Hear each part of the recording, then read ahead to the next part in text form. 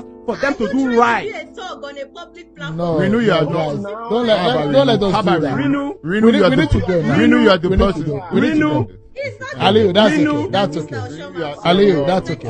Guys, we need to go. Well, ladies and gentlemen, interesting times indeed. Very, very interesting times. The other day, it was youth in Kano State that went on to expressing their displeasure over the state of the state, and then we hear they were very angry in Kano, protesting. Now we are seeing videos of Yorubas protesting against APC and Tinubu, actually calling Tinubu a thief. Wow. Whoever thought I will ever get to this time? Whoever thought that we'll get to a point like this where Nigerians will look their leaders in their faces and say, you are failures. Get out of my front. Years ago, it used to be politicians who come out of small groups and then they voice things out. For example, the former governor former deputy governor of Lagos, who served the first term with Tinubu while he was governor of Lagos, he was the one that said this with her mouth. Listen. What is happening in the APC? Well, I think it's absolutely disgraceful what has happened in APC. Because, you see, it would seem that the whole idea in APC is that everybody should be serving one man. And if you are not ready to serve that one man, then you are out, so to speak, and that one man is the person who decides who is who, and everybody has to worship him, everybody has to bring dues to him, and it's not a political party, it's more like a mafia organization. You were very close to him before now. Has he always been like that? Very close to who? Did you hear that? That's someone who had worked with Tinubu, someone that worked closely to him. He said that everybody must have to bow to one man. One man is it. That's what he wants to do in this country. What he has done to Lagos, putting the state in the pocket. What did Ambode do that was removed as governor of Lagos State? Till today, no public communication. You only heard that they said the father said, and that was all. In Nigeria, a democratic system. Tinubu is not democratic. There are three sets of people that want Tinubu to become president. Three sets. First, the people that want their tribe to become president. Two, people that want their party to remain in power. And three, the people that believe that Tinubu becoming president will put food on their table because they have gotten direct link with associate of his or even him. So they know that somehow. Outside of that, there's no ordinary Nigerian on the street that is campaigning for Tinubu if you are not in these three categories only. Talking about the Yorubas who are interested in having change. God bless this lady, Rinu. Rinu, one of those young Nigerians that broke out of the EndSARS protest. Very vocal, very vocal. I admired her from afar those times. And thank God for today. I have seen how much she has moved on, evolved from that protester to becoming someone who is a frontliner in the emancipation of this country. Watch her dissect the issues about this country. Talk about her candidate and why she has chosen to stand with Mr. Peter Obi. These are the things that we should be talking about. Nigerians of various tribes and any society who are ignoring the tribal sentiment, the tribal cage and garage, and say no, this is better. Watch this video and share this video far and wide. I have got a lot of more, right? But let's start with this. Dele Farotimi, a lot of other Yorubas who are in the front line. Watch Rinu particularly now. Let's see, hear Rinu talking, listen to her and say this. You will, even if you are still doubt, you are still on the fence for Tabi, you will rest. Watch this video and let it go viral. Now, Rinu, give me your own view about who you think is best. Do you have a person in mind that you want to vote for, and why the choice of such a person? Yes, thank you very much, Shion, for organizing these platforms. Straight to your question, yes, I have a candidate who I support to be Nigeria's next president, and that person is a person with competence, character, and capacity, with ability and commitment to solve our issues as a nation. That ticket that represents inclusion, that represents equity, that represents justice, not just for Nigerians, but then for young people, for women, for members of other tribes, for people from diverse religions and lands, and that person is His Excellency Peter Obi. Interesting. So if you compare Peter Obi, the man you say has all of these qualities, compared to other candidates, Why do you think he's better than its competitor in the race? Well, I think that's a tough one, but I'll try to answer it in some minutes. You see, Peter Obi represents a better future. He represents a possible future than his competitors. I will ask Nigerians, when you look at all the candidates, what do you see? Do you see competence? Do you see character? Do you see capacity? When you look at Peter Obi and you compare him to his competitors, just like you asked, he represents these three things: competence, character, and capacity. And I'll give you three reasons for that. Nigeria's biggest problem today are the economy, insecurity, and corruption, which the current president, our General Muhammadu Buhari, campaigned on in 2015, and he has failed on every count. And if you look at it very carefully, our country is currently experiencing the spread of insecurity, due to a lack of political will, ineffective security agencies, and a president who is barely visible. And this has given us the image of an ineffective leadership. Nigerians today need a credible, competent, and capable leader who can address our issues. We need a present president, not somebody that will not be, present for more than half of his term.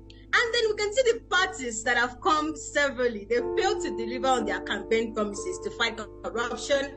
They failed to deliver on their campaign promises to secure the country, to stabilize the economy, even to stop university strikes, in more than several years of governance, not to talk of the NSAS protest in 2020. So one of his competitors as well, like you asked, is on record for also blaming victims of the Lekki massacre that happened in 2020. Another counterpart, is famous for paying lip service to situations of public concern. I mean, recently there was a deleted tweet condemning the killing of a female student who was killed in Sokoto. Also, candidates from major parties in Nigeria historically have always chosen running mates from other regions and religions in order to be able to foster a sense of security. His major competitors, Peter Obi's major competitors, do not represent the image of a united Nigeria. And Nigerians have suffered heavily in the hands of bad presidents. We do not need leaders who will further widen our divides. Peter Obi will reduce those divides. Two, before we can begin to solve these issues of insecurity, corruption, joblessness, we can go on and on. We need a visionary and transformational leader. And then it's a process, just like when you're looking for a job. The first stage is you package your CV, you say, these are my qualifications, and submit it. Then the second stage is when they've looked at your CV, they say, okay, you get a chance of an interview. You now get the opportunity to be able to tell the employer why you think you're the best one for the job. And then they can hire you. Not to forget that the basic tenets of a democracy requires that citizens are to ask questions of their leaders, whether they're in office or they're aspiring to come into office. And then there is an obligation from those leaders to be transparent. If you want to lead anybody, you have to be prepared, to be strict for an intensive analysis of what you've done, what you're going to do, and what qualifies you to do it. And there cannot be two ways to it. Peter Obi has been speaking at every opportunity he gets to Nigerians, unlike his competitors, who have concluded that they have Nigerians by their throats and that we will vote for them no matter what, regardless what they do, they are going to win. So Nigerians must not make the mistake of thinking that any politicians is too good for their questions or query. Regardless of how attractive the CV or credentials of the politicians may be, the citizens must ensure, and that's the basic tenet of a democracy, that we understand who we want to vote for. Before I end, also we need a leader with who is critically and clinically sound, with the right character, skills, attitude, and attribute to turn things around. We do not need candidates who have been sleeping all over campaign meetings. Some of them have even refused to attend debates. Candidates who are incoherent, speaking in languages we don't understand. That is clearly a disaster in waiting. Those people will not solve the problems of our country. You're shaking tables.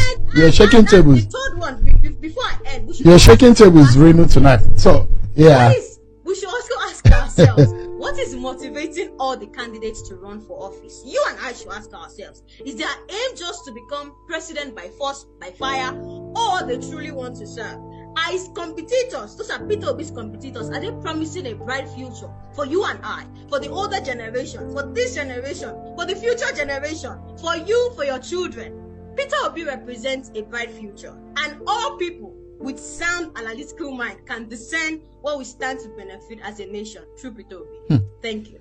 You've shaken tables, and well, let me allow, because you didn't mention names, and I don't know whether you want to mention this, because this is a platform where Nigerians is for the independent mind, so where Nigerians can speak their minds freely. Indeed.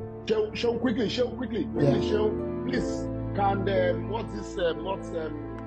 these two panelists that were quarreling, can they just apologize to each other and shake hands across, so that people will know that it was just... Would that be a virtual handshake? I think the gentleman should want to apologize to the lady. I'm not sure. Ali is a fantastic person. Rinu is a fantastic person.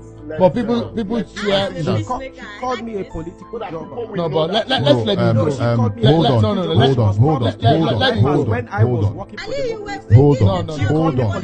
No, Ali, let's let him go.